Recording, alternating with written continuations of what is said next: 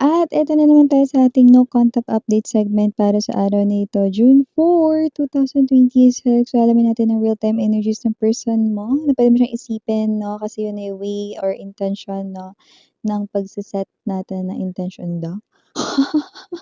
Ulit, ulit, ulit, ulit, ulit, miss yan, ang gulo, yan, no? Yeah, pwede mong i-pause ang video na ito. Yan, chonchoni, dahan-dahan lang, miss yan, okay.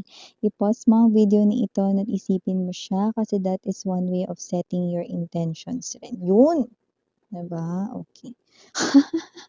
At i-resume back mo na lang kapag done ka ng gawin iyon. Okay? So, yes, mga gusto ng chumika chumismis, tara dito mga babes-ki. Hi sa ating mga bagong viewers, my name is Yan. Thank you so much for turning Istanbulers. Thank you sa inyo walang sawang love and support for me. Kung di nyo pa news, may papunta yung isa pang channel ang Dalnim, which means Goddess of the Moon in Korean. So, yes, mga babes, no, tinan natin ang real-time energies ng person here on your mind. Okay, tinan natin, no, yung kanya rito mga galawan ngayon, iniisip ngayon, yes, okay, we're getting the real-time energies niya for today. Not energies yesterday and tomorrow, kundi now. Okay? So let us see. Archangel Michael, maraming po salamat. Guardian Angels of Collective. Can we get messages, real-time messages about this person here? Is this person here still thinking about collective? Is this person here still has remaining feelings para kay collective? Is this person here still iniisip yung mga plano or meron bang plano related kay collective? Sa mga interesadong humabol sa Make Them Reflect, yan mga babes, no? Mag-message lamang kayo sa nakikita ninyo sa ating upper right corner ng ating screen. Yes, you're seeing it right.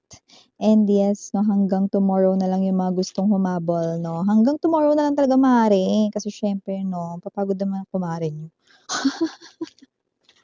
Hanggang bukas na lang, 'di ba? So yes, mga babes, mag-message lang kayo dyan. Okay? Sa mga gusto ng personal readings, dyan rin kayo magme-message. Tandaan ninyo, iisa lang ang ating Gmail address. Okay, so let's go. Let's get the messages here. This person has this Ace of Swords. Okay.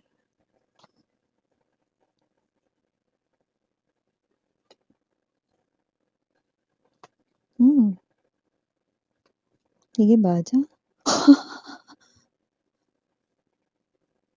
진짜.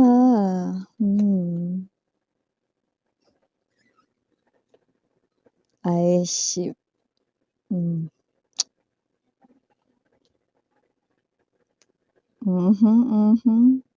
와, 대단하다. 와. Okay. Yeah, akala ko mali ako ng nakuha or nasagap, no? Pero yes, ito talaga ang energy niya, no? Iba talaga, no, yung hangin dito, no? Kasi naman tong person ninyo, mga babes, no? I do see na siya yung may kasalanan, pero ngayong araw, no, gusto niya dito, no, na kayo yung magsisi or nagsisisi na ba kayo ngayon? Naiintindihan niyo na ba ngayon yung lahat-lahat ng mga bagay-bagay, no? Sana daw natatauhan na kayo. Sana daw nare-realize niyo na ang mga pagkakamali ninyo. Oh! This person here had left you, abandoned you.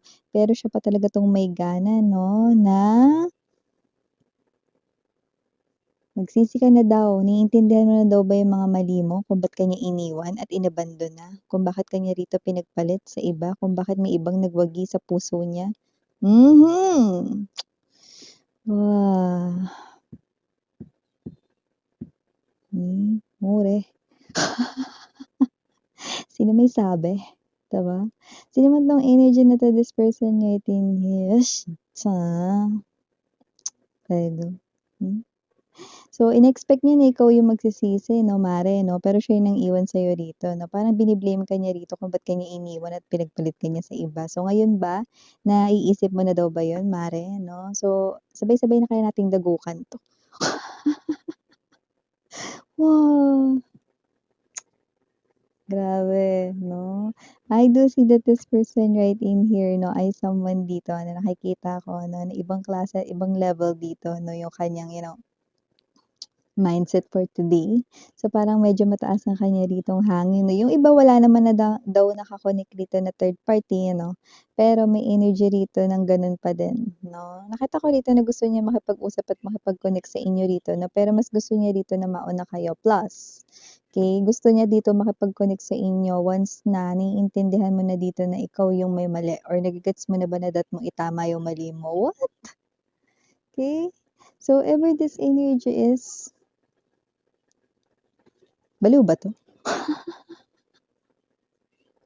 Kasi parang iba yung intindi niya, eh, okey? Imbes na siya yung magsisi, imbes na siya rito yung, kumilos ng naayon sa kanyang kasalanan, sinisisi ka niya rito, okey? May mga bagay siya rito, everybody knows na sa isang relationship, wala talagang perfect, okey? Nagkakaroon ng tampuhan, nagkakaroon ng, hindi pagkakaintindihan, pag-aawayan minsan, okey. Pero dapat ay parehas na pinatatakbo at balanse 'no, ang isang balsa or ang isang boat 'no.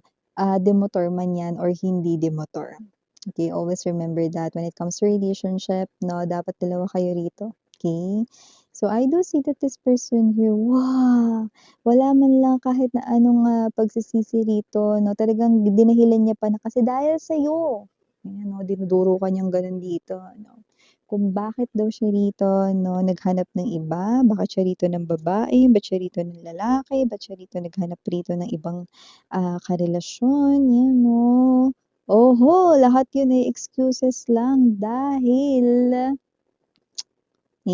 etong person na 'to 'no, pakiramdam niya 'no, isang klase ng malaking pagkakamali na magpakumbaba siya. Ayan, bakit hari ba siya rito, reyna siya gano'n, okey. So, I do see that this person right in here na even katuldok, okey, na pagsisisi ay wala. So, I do see na nung time na kasama mo 'to nahihirapan kang ispilingin 'to 'no, pero dahil mahal mo nintindi mo na lang, eh. Pero kung ako ito nakakainis 'to, eh, 'no. So, every this energy is 'no, this person right in here ay someone dito na nakikita ko na parang kada lahat na lang ata ng ginagawa niya, parang, sinusumbat niya pa rito. May mga gano'n din siyang pag-uugali na lumabas din dito 'no, pinakikita sa'kin. So, with the magician energy, I do see that this person right in here 'no, ay someone dito na gusto rito pa rin na makasama kayo ulit 'no, pero kung ganito lang din naman yung ugali mga mare 'no, kalimutan niyo na lang, "Teso, 'wag na, 'di bale na." Okey, gano'ng klase ng energy. So, ever this energy is I do see na tahimik ito ngayon, okey? Dahil nagpapakita siya rito ng hindi pagkilos, walang pag-message sa'yo, walang pagtawag, wala rin kahit na anong aksyon. Dahil ang ine-expect niya rito ay kabaliktaran, ikaw yung lalapit sa kanya. At nakakaloka yung laman ng thoughts niya talaga 'no, is yung parang alam mo na ba ngayon na yung ugali mong ganito ay nararapat mong baguhin?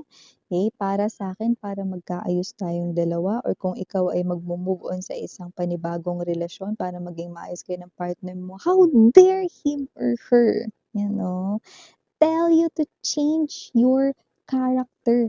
If his or her character hindi niya mabago ganito, wow,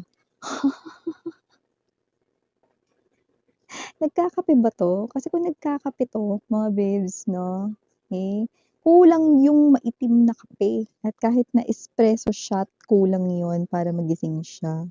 So, kung sino man yang energy na yan, naku good luck ha, bago siya magpangaral ng iba rito, ayusin niya muna yung sarili niya kasi nakikita ko rito parang hari-harian, reyna-reynahan ng peg ng person mo. Naku, payong kaibigan lang, hindi bilang isang energy reader 'no. Kung ito lang rin naman magiging karelasyon ninyo ulit, naku, 'wag na lang. Kasi nakikita ko rito 'no, na ang magiging setup ninyo ay hindi couple, kundi magiging talaga kayo rito 'no, na slave at boss or reyna or hari, 'di ba? Nakita mo yung, distinction, yung comparison of how this person here treats you. This person here is just telling you to change yourself. Pero wala siyang gagawing pagbabago sa kanyang sarili, no? It's not balance, okay? Hindi tama, 'di ba? So whoever this energy is, I do see that this person right in here is the same person you used to know, okay? Way back then, ganito pa rin siya. Okey, hanggang ngayon ito pa rin yung energy niya 'no, may energy ito na yung iba sa kanila mas matanda sa inyo sa age 'no, pero parang walang tinatandaan. Parang mas mature ka pang mag-isip ngayon 'no, at mas naging mature ka ng dahil sa kanya, 'yan 'no. So whatever the case may be, sinasabi niya rito na lahat ng mga bagay na nagawa niya or yung mga bisyo na parang nadagdag dito 'no, na sinasabi niya, so lumalabas dito na yun ay dahil daw sa'yo. What a lame excuse, 'di ba? At kung ano pa yung mga sinasabi niya, lame excuses for me, okay? So I do see that this person right in here is still not changing his or her mindset, still in the same mindset right in here, even though he or she ay missing you, longing for you. Naku, hayaan mo siya rito, no? Namamiss kayo rito, no? Hanggang miss lang yan. Dapat baguhin niyo rin yung ugali niya rito. Kung gusto niya itry na makipagbalikan sa inyo, dapat baguhin niya yung ugali niya rito, na hindi rito tatalab yung ganyan-ganyan, 'yan 'no. Whatever the case may be 'no, kahit gamitin niya pa yung face card niya. Ano yung face card, miss 'yan? Yung iba siguro 'no, attractive yung physical appearance nila 'no, kahit gamitin nila yun, nawa effect na yun sa'yo rito 'no. If hindi maganda yung ugali, teso, ba, ba o kaya kojo, get lost.